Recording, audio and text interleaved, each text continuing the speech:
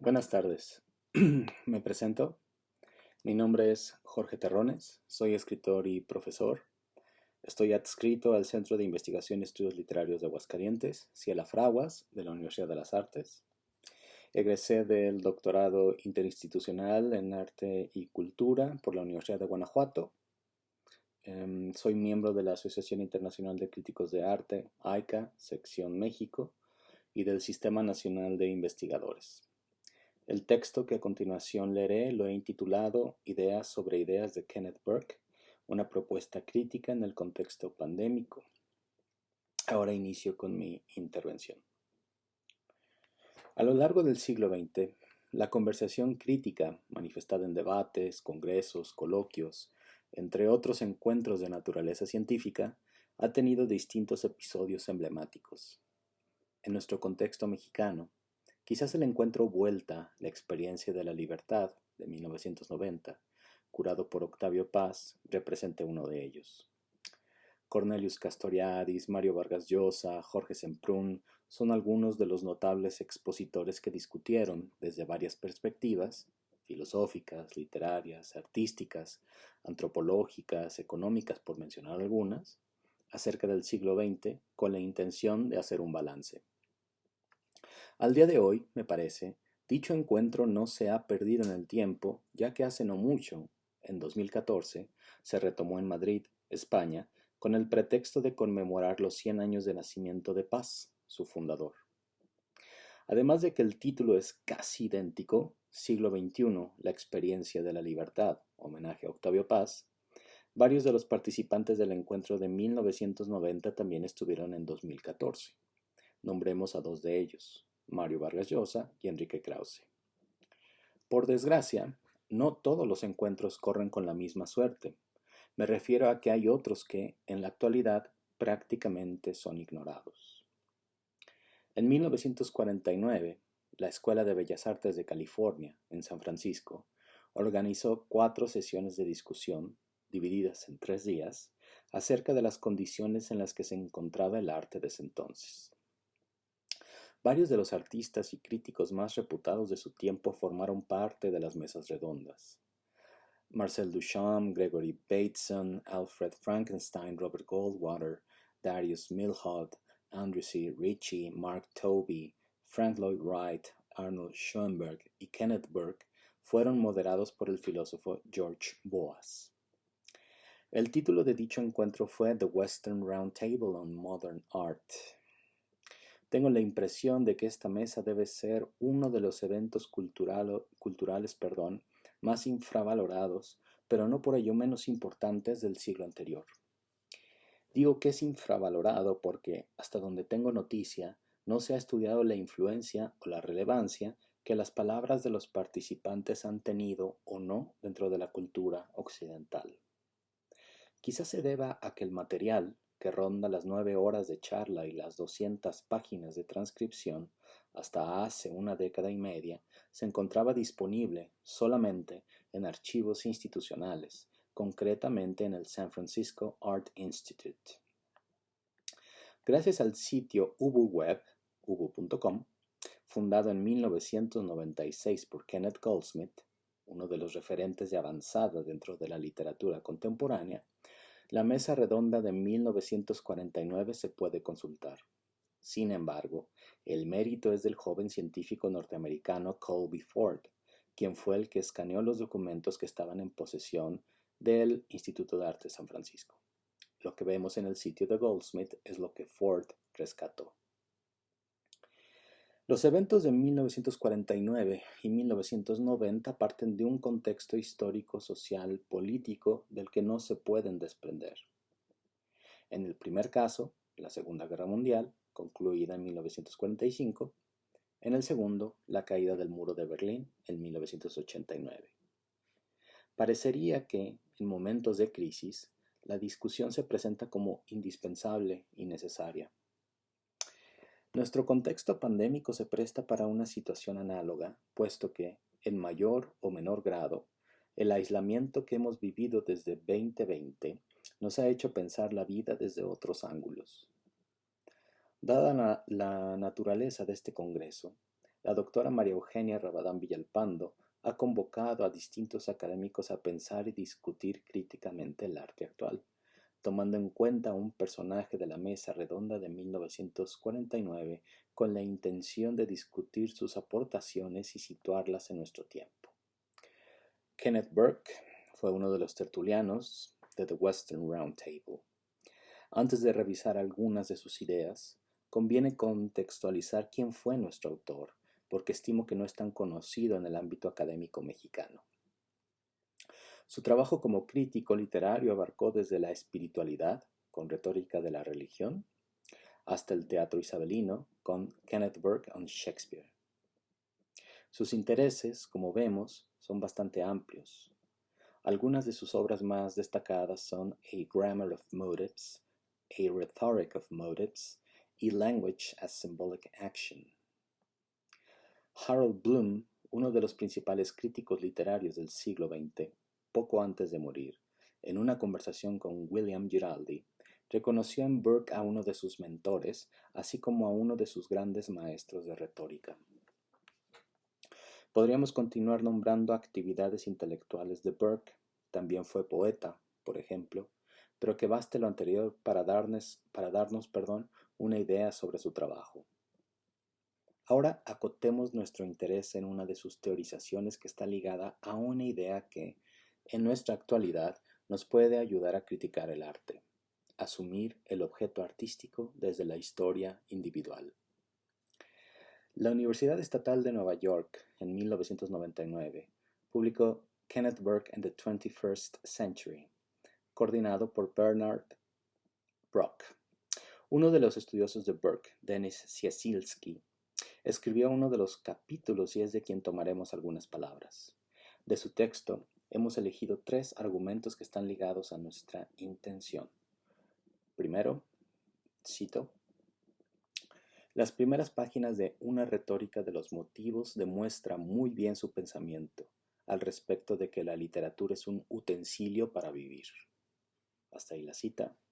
Número 2, cito: en el proceso de descubrir los motivos del artista o las implicaciones de una experiencia social empírica, desde un estado de bienestar hasta una guerra, el crítico comprende sus propios motivos, agendas y, por lo tanto, su modo de interpretar el mundo en su complejidad.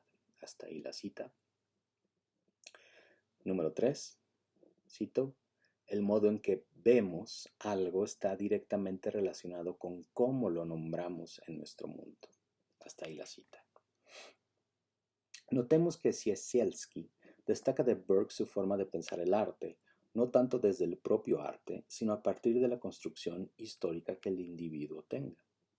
O sea, lo extratextual a la obra de arte, entendiendo por texto al objeto artístico y extratexto a todo aquello que no pertenece intrínsecamente a dicho objeto, ayuda a construir la interpretación de la obra, en tanto que hay implícito un diálogo entre la historia del autor y la historia del espectador, mediado por un acto simbólico, el arte. En este mismo sentido, Javier García Rodríguez, en la introducción al libro de Burke, La filosofía de la forma literaria, y otros estudios sobre la acción simbólica, hace énfasis en lo que Burke piensa sobre dicho acto. Cito: la poesía o cualquier otro acto verbal debe ser considerada como una acción simbólica. Considerar el lenguaje como un medio de información o conocimiento es considerarlo epistemológicamente, en términos de ciencia. Considerarlo como un modo de acción es considerarlo en términos de poesía. Porque un poema es un acto, el acto simbólico del poeta que lo ha construido, un acto de una naturaleza tal que, al sobrevivir como estructura o como objeto, nos permite a los lectores reconstruirlo. Hasta ahí la cita.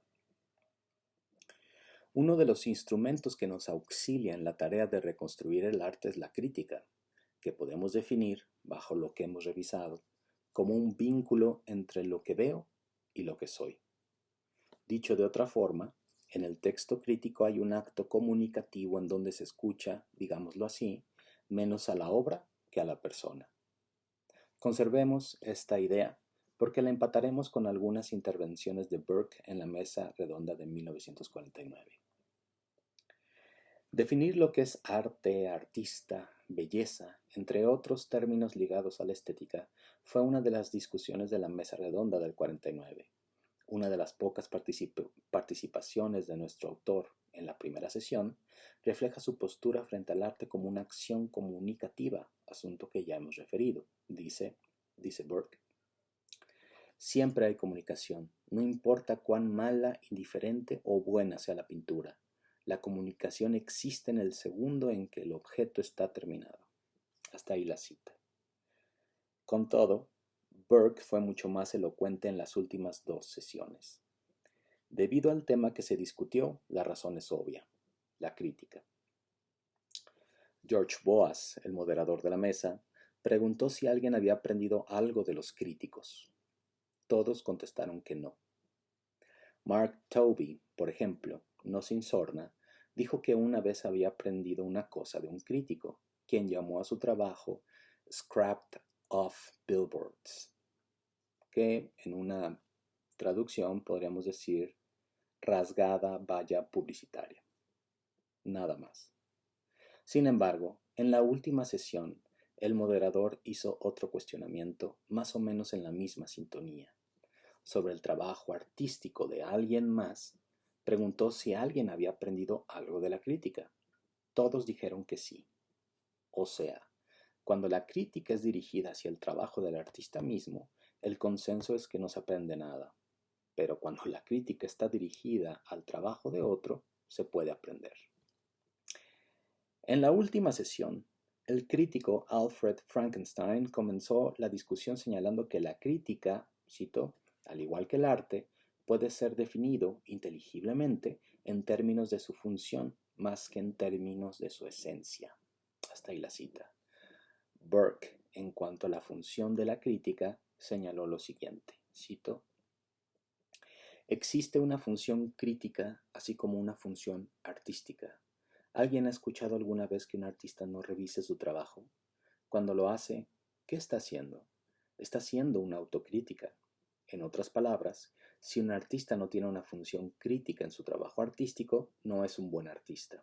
En algún momento, los artistas practican la autocrítica, así como un crítico, en algún sentido, si es bueno, es un creador. Hasta ahí la cita. Ahora unamos la función crítica que destaca Burke con la acción simbólica que emana de la obra de arte y pensemos qué podríamos hacer con ello en nuestro contexto. Pienso que, en nuestro tiempo, la crítica también se puede comprender agregando una función más, la función emotiva. Esto es que, en momentos de crisis, la ciencia nos ayuda a conocer el mundo, sí, pero no necesariamente a sentirlo, que es un conocimiento igualmente valioso. En este tiempo pandémico, por ejemplo, creo que un lector se podría sentir identificado no tanto con la lectura objetiva del crítico, sino con la subjetividad que se manifieste en su texto. La pandemia nos ha hecho, me atrevo a decirlo, más ensimismados o menos sociales, por lo que el diálogo crítico con el arte, sospecho, encontrará mucho que decir cuando intervengan las emociones del crítico, así como su historia individual y su contexto particular, para que hablen con el objeto artístico. A riesgo de equivocarme, perdón, The Western Roundtable on Modern Art es un episodio relevante que demuestra que, ante un contexto convulso, nos importan las acciones simbólicas, obras de arte, que nos acompañan para mitigar la realidad y hacerla tolerable. No obstante, las discusiones de la Mesa Redonda de 1949, al igual que la de 1990, son más de carácter intelectual. No estoy diciendo que esta clase de conversaciones se tengan que detener, no, porque eso sería un grave error. Digo que si nos pudiéramos ocupar de verbalizar y argumentar nuestras emociones, aún en eventos de naturaleza científica, nos ayudaría a identificar y compartir problemáticas a partir de las obras de arte. Esto es, hacer saber a un auditorio qué sintió con sus debidos argumentos una persona. La pandemia actual nos ha aislado, eso está más o menos aceptado, pero creo que es mejor hablar en singular. En mi caso, La lectura de poesía me ha hecho tolerable el aislamiento. En este par de años, sentir la poesía me ha hecho más bien que interpretarla. La fusión emotiva de la crítica puede generar un conocimiento que, hasta ahora, me parece que no está del todo aceptado en el mundo académico, pero no sería una mala idea intentarlo y retomar de algún modo las ideas de Burke. Con esto termino. Muchísimas gracias por su tiempo y paciencia.